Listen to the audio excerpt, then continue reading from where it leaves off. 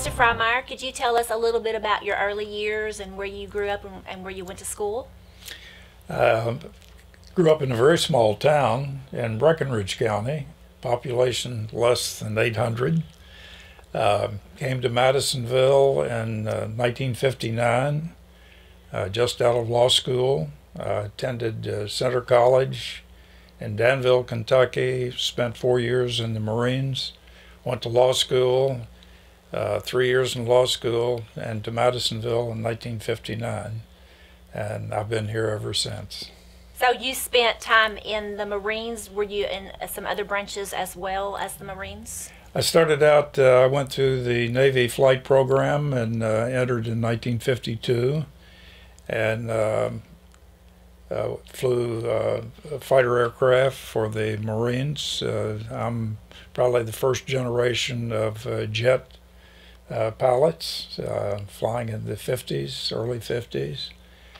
And then after the Marine Corps, I wanted to keep on flying, but there was not a Marine Reserve unit anywhere near. So I switched over to the Air Force and became a member of the Kentucky Air National Guard. I spent 31 years in all in the military, active and reserve, and retired in 1983 as Major General. Tell us why you wanted to become an attorney. I had an interest in people, and I think to be an attorney, you really have to like people, because not all people are likable, and you have to have, I think, a good sense of right and wrong, and so that appealed to me. I had no one in my family that had ever been a lawyer. I don't think I'd ever been in a courthouse, and when I was in college, I thought I would like to be a lawyer. And this was in the days when lawyers did not make much money, so it was not done for greed or the prospect of great wealth. But it's been a great career, and I've never had a day that I did not want to go to work.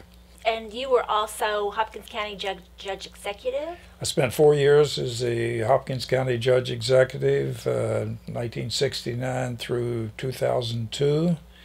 It was a very interesting time, very trying time. I found when I was elected that the county had no money. The county was under a mandate to build a jail, and it did not have the money to build a jail. And it had some obligations that it could not in the future pay based upon the present revenue sources.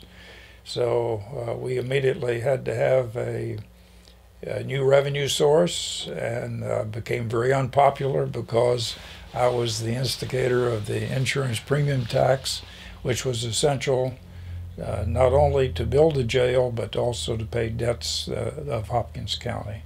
And it's been a great revenue source for the county and for the cities in the county as well, because they've all used it. And I know that you and your wife Phyllis have been very involved with the Galema Center. We are contributors and participants in that we go there. We've done that for a number of years. It's great for a city of fewer than 20,000 to have a fine arts center of the quality that we have in Madisonville. We're very grateful that we have that, and it's an opportunity that local people need to avail themselves to, and they need to support it in order to keep it. Now, how have you been instrumental as far as the development of MCC and the growth? Great question. I was one of a small group of people in the 1960s that determined that we needed a community college in Madisonville. And we had in place what was called the Cooperative Extension School, which was a consortium of Western, Murray, and UK. And we wanted to move up the ladder, so to speak, and become a part, to have a community college in the University of Kentucky system. And there were people like F.O. Baker and Mayor David Parrish and Edgar Arnold Jr., who was the publisher of the Messenger, John Gray with West Kentucky Coal Company, Dr. Loman Trover, and others. I was a participant primarily because I had been state representative and was at that time the state senator. So to become eligible to be considered as a community college, we had to go before the Council on Higher Public Education, which was a statutory group appointed to vet applicants for community colleges to see whether they qualified. And we had to do the demographic study to demonstrate that there were a sufficient population within a commuting distance of Madisonville to warrant the need for a community college. After all, there was already one in Henderson and there was one in Hopkinsville. So Madisonville was the first community college ever to have been approved by the Council on Higher Education. We did that something like December of 1967. In 1968, by fortuitous means, I was elected as majority leader of the state Senate. And that helped greatly to get the bill passed to create the Madisonville Community College. I had something like 22 other co-sponsors of that bill in the Senate out of 38, so it was pretty well assured that it would pass.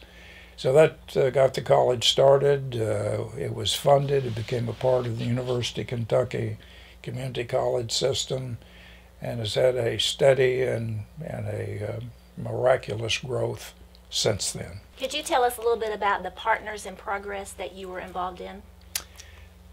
A number of years ago, when Dr. Stump was the president of Madisonville Community College, I think it was determined by the president of the community college system. There were, I don't know how many colleges, 12 at that time or something like that, that they would have capital campaign to raise money. And Dr. Stump asked if I would be the chairperson for that capital campaign. I think he anticipated that if we raised $70,000 or $80,000, it'd be a wonderful success. And I can tell you, I thought maybe that he was about right on that.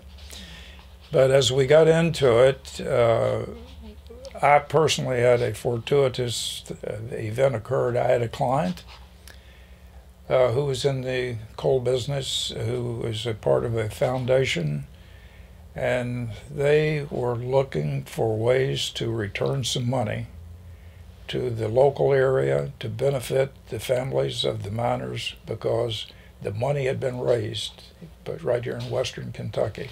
And that was what led to the construction of the Joe C. Davis building on the campus.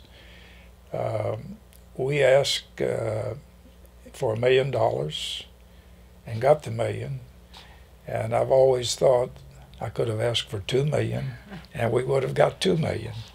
But anyway, in the capital construction program for the state of Kentucky, it elevated Madisonville from about 19th on the list to about 2nd or 3rd on the list. And then we got state support to build that very nice building, classroom building, which bears the name of the man who earned the money out of the coal business, and his name was Joe C. Davis. Well, since the Partners in Progress campaign, the college has had 2 successive campaigns. The second one, I'm not sure of the name, but it raised $9 million. And, this is unique for a community to support the community college to the extent that this community has supported Madisonville Community College. Speaks well of the people, and it has enabled the college to grow. There is a present opportunity out there for people, if they choose to support their college, called Build Smart. And this is a partnership with where the community needs to raise 25% of $20 million for a new classroom building on the campus. And that classroom building will be dedicated to Murray State University. They will be the prime occupant of the building. It will enable more third and fourth class year classes to be taught, more baccalaureate degrees to be awarded. Right here in Madisonville, people can go to school, obtain a college degree, and never leave home. And that is really a great advantage for people that may have children, may have to work to go to school, may not be able to afford a college in residence. And that project is presently underway. The community has been a great supporter of it. Hopkins County, the City of Madisonville, and Baptist Health have all come forward with a gift of $1 million each.